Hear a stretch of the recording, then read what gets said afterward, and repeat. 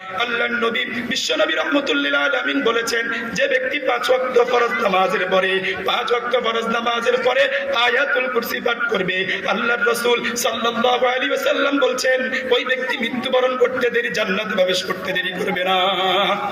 তাহলে 1 নম্বর আমল 5 ওয়াক্ত নামাজের পরে আয়াতুল কুরসি পাঠ করবেন।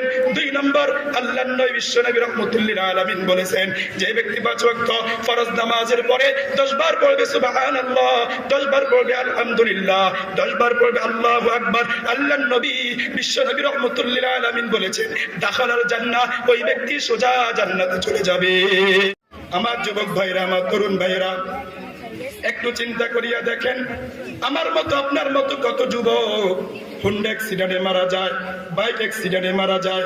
আমার যুবক ভাইরা, তোমার তরুণ ভাইরা, একটু চিন্তা করিয়া দেখেন, আল্লাহ পাক রব্বুল আলামিন আমাকে আপনাকে যৌবন দান করেছেন, আমাকে আপনাকে আল্লাহ পাক রব্বুল আলামিন ক্ষমতা দান করেছেন, শক্তি দান করেছেন, ক্ষমতা দান করেছেন, যৌবন দান করেছেন। একটু বলিয়া একটু বলেন না, যৌবনকালে আবাদত যেই পরিমাণ করা যায়, বুড়াকালে কি সেই পরিমাণ আবাদত করা যায়নি? এই জন্য আমার যুবক ভাইরা, আমার তরুণ ভাইরা, একটু চিন্তা করিয়া দেখেন, আমরা তো দুনিয়াতে ছিলাম না, এখন আছি, আবার থাকবো না। একদিন দুনিয়া থেকে বিদায় নিয়ে চলে যেতে হবে। আমার দাদা একদিন ছিল, এখন নাই। আমার বাবা একদিন ছিল, এখন নাই। আমার ভাই একদিন ছিল, এখন নাই। একদিন আমাকেও দুনিয়া থেকে বিদায় নিতে হবে। এই আমার মুসলমান ইমানদার আল্লাহর গোলাম, একটু চিন্তা করিয়া দেখেন, সবচেয়ে শ্রেষ্ঠ নবী মুহাম্মদুর রাসূলুল্লাহ সাল্লাল্লাহু আলাইহি ওয়াসাল্লাম কই বলেন, লাউ কানাতিদ দুনিয়া মুখাল্লাদা মা মাতা মুহাম্মাদা, যদি এই দুনিয়া চিরস্থায়ী হইতো, আল্লাহর নবী বিশ্ব নবী রাহমাতুল লিল আলামিন দুনিয়া থেকে বিদায় নিতেন না। যেহেতু আমার আপনার নবী বিশ্ব নবী রাহমাতুল লিল আলামিন দুনিয়া থেকে বিদায় নিয়ে চলে গেছেন, তাহলে বুঝতে হবে এই দুনিয়াতে কেউ থাকতে পারবে না, সকলকেই এই দুনিয়া পরিত্যাগ করতে হবে। কিন্তু মুহতারাম হাজিরিন, দুনিয়া থেকে আমরা বিদায় নিয়ে যাব, কি নিয়ে যাব? কোনো চিন্তা নাই, কোনো ফিকির নাই। ও যুবক ভাই, ও তরুণ ভাই, আজকে আমরা চিন্তা করি ঘর কিভাবে সাজাবো। একটা বিল্ডিং না করতে পারলে টেনশন আর টেনশন, চিন্তার কোনো শেষ নাই। চিন্তা করতে থাকে একটা ঘর কখন করব, ঘর কখন করব। ঘর যখন যুবক তৈরি করে, একটা বিল্ডিং যখন যুবক দিয়ে ফেললো এবং যুবক চিন্তা করে এই ঘরের রং কখন করব, ঘরের রং কখন করব। ঘরের রং করার পরে চিন্তা করে যে ভালো মানের সোফা আমি কখন ঘরে ঢুকাবো, চিন্তা করে কি করে না? তাহলে আজকে আমরা দুনিয়া সাজাতে ব্যস্ত, দুনিয়া নিয়ে ব্যস্ত, দুনিয়ার চাকচিক্য, দুনিয়ার জাকজমক, এগুলো নিয়ে আমরা ব্যস্ত, ঠিক কি ঠিক না? দুনিয়ার ঘর যুবক সাজানো নিয়ে ব্যস্ত। এই যুবক ভাইরা, এই তরুণ ভাইরা, একটু কি চিন্তা করেছেন আমার আপনার আখিরাতের কি অবস্থা? আমার আপনার আখিরাতে কি পরিস্থিতি হবে? আমি যখন দুনিয়া থেকে বিদায় নিয়ে চলে যাব, আমার কবরের কি অবস্থা হবে? আমার হাসরের কি অবস্থা হবে? আমার জন্য কি পরিস্থিতি প্রতিষ্ঠিত হবে? সেই চিন্তা যুবক করে না। আমার যুবক ভাইরা, আমার তরুণ ভাইরা, আমার মুরব্বী বাবারা, একটু চিন্তা করিয়া দেখেন, আজকে আমরা সবাই দুনিয়া সাজাতে ব্যস্ত, আখিরাতকে আমরা ভুলে গেলাম। আজকে যুবক চিন্তা করে না যে আজকে আমাকে কোরআন কারীমের তিলাওয়াত শুদ্ধ করতে হবে, এটা যুবক ভুলে গেছে। নামাজ পড়তে হবে, যুবক ভুলে গেছে। আজকে আমরা নামাজ পড়ি না, আজকে আমরা কোরআনুল কারীমের তিলাওয়াত করি না, বিন্দু পরিমাণ আফসোসও করি না। হযরত আলী রাদিয়াল্লাহু তাআলা আনহু বলেন, আত-তাকওয়া হিয়া আল-খাউফু মিনাল জালিল ওয়াল আমালু বিত-তানজিল ওয়াল কানাআতু বিল কলিল ওয়াল ইসতি'দাদু লিয়াউমির রাহিল। হযরত আলী রাদিয়াল্লাহু তাআলা আনহু তাকওয়ার ব্যাখ্যা করতে গিয়ে বলেন, আত-তাকওয়া হিয়া আল-খাউফু মিনাল জালিল, তাকওয়া হচ্ছে মহামহিয়ান আল্লাহ সুবহানাহু ওয়া তাআলাকে ভয় করার নাম হচ্ছে তাকওয়া। কাকে ভয় করার নাম? আহকামুল হাকিমিন, যিনি আসমান সৃষ্টি করেছেন, যিনি জমিন সৃষ্টি করেছেন, যিনি পুরো কায়নাতকে সৃষ্টি করেছেন, তিনাকে ভয় করার নাম কি বলেন? তাকওয়া। এক নম্বর ব্যাখ্যা, আত-তাকওয়া হিয়া আল খাউফু মিনাল জালিল ওয়াল আমালু বিত-তানজিল। আর দুই নম্বর ব্যাখ্যা হচ্ছে কোরআন অনুযায়ী আমল করার নাম তাকওয়া। কি অনুযায়ী আমল করা বলে? কোরআন অনুযায়ী আমল করা। কোরআন বলছে মিথ্যা কথা বলা যাবে না, আমরা মিথ্যা কথা বলবো না। কোরআন বলছে হিংসা করা যাবে না, আমরা হিংসা করব খাবো না, কোরআন বলছে সুদ খাওয়া যাবে না, আমরা সুদ খাবো না। কোরআন বলছে দুর্নীতি করা যাবে না, আমরা দুর্নীতি করব না। কোরআন বলছে ব্যবসার মধ্যে ধোঁকাবাজি করা যাবে না, আমরা ধোঁকাবাজি করব না। কোরআন বলছে প্রতারণা করা যাবে না, আমরা প্রতারণা করব না। কোরআন বলছে চগলখড়ি করা যাবে না, আমরা চগলখড়ি করব না। কোরআন বলছে গীবত করা যাবে না, আমরা গীবত করব না। কোরআন বলছে এরকম ভাবে ইনসাফ প্রতিষ্ঠিত করতে হবে, আমরা ন্যায় বিচার করব। এগুলা কার বিধান? আচ্ছা বলেন দেখি, হযরত আলী রাদিয়াল্লাহু তাআলা বলতেছেন যে ওয়াল আমালু বিত-তানজিল, কোরআন অনুযায়ী আমল করার নাম হচ্ছে তাকওয়া। তাহলে বোঝা গেল আমাদের সমাজের মধ্যে ন্যায় বিচার নাই কেন? বলেন, তাকওয়া না থাকার কারণে। আমাদের সমাজের মধ্যে সুদি কাজ কারবার করে কেন? রবের ভয় না থাকার কারণে। আমরা কথায় কথা মিথ্যা কথা বলি কেন? রবের ভয় না থাকার কারণে। গীবত করি কেন? শিকায়ত করি কেন? পরনিন্দা করি কেন? ইফটিজিং করি কেন? এটার জবাব কি? রবের ভয় নাই। কার ভয় নাই? রবের ভয় নাই।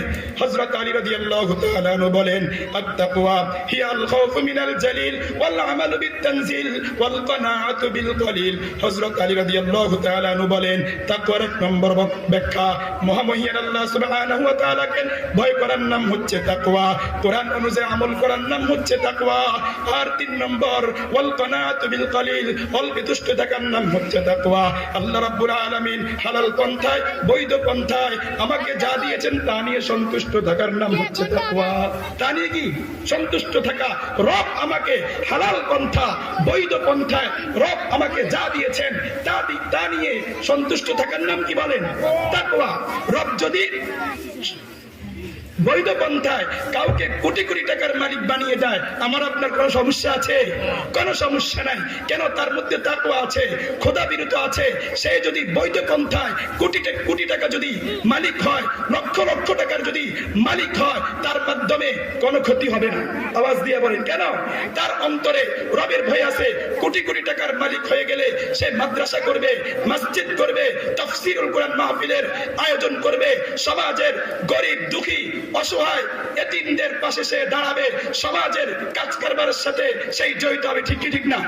কেন? তার কাছে কি আছে? তাকওয়া আছে। সে কোটি কোটি টাকার মালিক হওয়ার পরে সেই গান বাজনার মধ্যে ব্যয় করবে না, এরকম ভাবে নর্তকী নাচাবে না। কেন? তার মধ্যে কি আছে বলেন? তাকওয়া আছে। আমাদের সমাজের কিছু মানুষ আছে না যে লাখপতি হইতে হবে, কোটিপতি হইতে হবে, হালাল আর হারামের মধ্যে কোনো তমিজ নাই, এমন মানুষ সমাজের মধ্যে আছে না নাই? তো তাহলে বোঝা গেল তার মধ্যে কি নাই? তাকওয়া নাই। তাকওয়ার 4 নম্বর ব্যাখ্যা, হযরত আলী রাদিয়াল্লাহু তাআলা আনহু বলেন, ওয়াল ইস্তিদাদু লিয়াউমির রাহিল, সর্বদাই মৃত্যুর জন্য প্রস্তুত থাকার নাম হচ্ছে তাকওয়া। সর্বদাই কার জন্য প্রস্তুত থাকা? মৃত্যুর জন্য প্রস্তুত থাকার নাম হচ্ছে তাকওয়া। মুহতারাম হাজিরিন, কিন্তু বড় এবং আফসোসের বিষয় হচ্ছে আজকে আমাদের চলাফেরা, আমাদের উঠা বসা, আমাদের লেনদেন, আমাদের কথোপকথনের অবস্থা দেখলে মনে হয় আমরা মৃত্যুবরণ করব না। এমন অহংকার আজকে আমাদের, এমন দাপট, এমন ক্ষমতার দাপট দেখায়, যার কাছে যেটা আছে সেটা নিয়ে অহংকার করে। যে লাখপতি, সে অর্থ সম্পদ নিয়ে কি করে? বাহাদুরি করে। যার কাছে ক্ষমতা আছে, ক্ষমতা নিয়ে বাহাদুরি করে। যেই নেতার পাওয়ার সেই দেখায়। এমন সমাজের মধ্যে এমন লোক আছে না নাই? আচ্ছা বলেন দেখি, একদিন যেই নেতা, তাকে মরতে হবে কি হবে না? যে মুফতি সাহেব, মৃত্যুবরণ করতে হবে কি হবে না? আওয়াজ দিয়ে বলেন। তাহলে সর্বদাই মৃত্যুর জন্য প্রস্তুত থাকার নাম কি? তাকওয়া। যারা ইসলামের বিরুদ্ধে বিশুদ্ধার করে, যারা ঢাকার রাজপথে আলেম ওলামাদের বিরুদ্ধে মিছিল করে, তারা কখনো ইসলামী সংগঠন হতে পারে না। ঠিক কি ঠিক না? হিজবুত তাওহীদ নয়, বরং হিজবুস শয়তান। এজন্য পরিষ্কার ভাষায় বলতে চাই, আমার যুবক ভাইরা, আমার তরুণ ভাইরা, আপনাদের মাধ্যমে সম্ভব এই সকল ধরনের ফিতনাবাদদের বিরুদ্ধে লড়াই করা।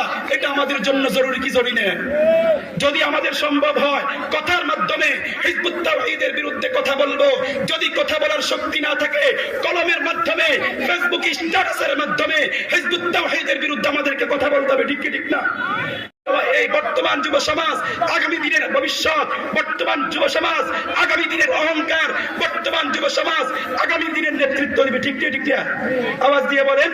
এই যুব সমাজ যদি বিপদগামী হয়ে যায়, ইয়াবা নিয়ে ব্যস্ত হয়ে যায়, পাবজি নিয়ে ব্যস্ত হয়ে যায়, ফ্রি ফায়ার নিয়ে ব্যস্ত হয়ে যায়, অবৈধ ভালোবাসা নিয়ে যদি ব্যস্ত হয়ে যায়, তাহলে এই নতুন প্রজন্ম দিয়ে আগামী দিনে ভালো কোনো কিছু আশা করা।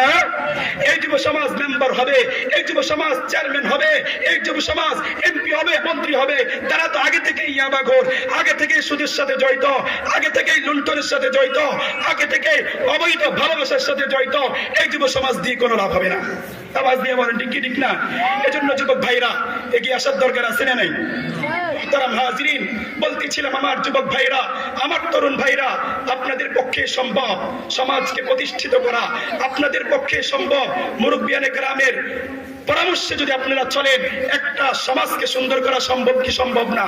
এজন্য আমি তো বলি, যে সমাজের যুব সমাজ যত সুন্দর, ওই সমাজ তত সুন্দর, আর যে সমাজের যুব সমাজ যত নষ্ট, ওই সমাজ তত বেশি নষ্ট। ঠিক না? যুব সমাজ যদি আল্লাহওয়ালা হয়ে যায়, যুব সমাজ যদি তাকওয়াবান পরহেজগার হয়ে যায়, তাহলে ওই সমাজের মধ্যে আর পাবজি খেলনেওয়ালা যুবক পাওয়া যাবে না, ফ্রি ফায়ার খেলনেওয়ালা যুবক পাওয়া যাবে না, ইফটিজিং করনেওয়ালা যুবক পাওয়া যাবে না। আওয়াজ দিয়ে বলেন ঠিক না? আল্লাহর নবী বিশ্ব নবী রাহমাতুল্লিল আলামিন বলেছেন, যে ব্যক্তি 5 ওয়াক্ত ফরজ নামাজের পরে 5 ওয়াক্ত ফরজ নামাজের পরে আয়াতুল কুরসি পাঠ করবে, আল্লাহর রাসূল সাল্লাল্লাহু আলাইহি ওয়াসাল্লাম বলছেন, ওই ব্যক্তি মৃত্যুবরণ করতে দেরি, জান্নাতে প্রবেশ করতে দেরি করবে না। তাহলে 1 নম্বর আমল 5 ওয়াক্ত নামাজের পরে আয়াতুল কুরসি পাঠ করবেন। 2 নম্বর, আল্লাহর নবী বিশ্ব নবী রাহমাতুল্লিল আলামিন বলেছেন, যে ব্যক্তি 5 ওয়াক্ত ফরজ নামাজের পরে 10 বার পড়বে সুবহানাল্লাহ, 10 বার পড়বে আলহামদুলিল্লাহ, 10 বার পড়বে আল্লাহু আকবার, আল্লাহর নবী বিশ্ব নবী রাহমাতুল্লিল আলামিন বলেছেন, দাখালাল জান্নাহ, ওই ব্যক্তি সোজা জান্নাতে চলে যাবে।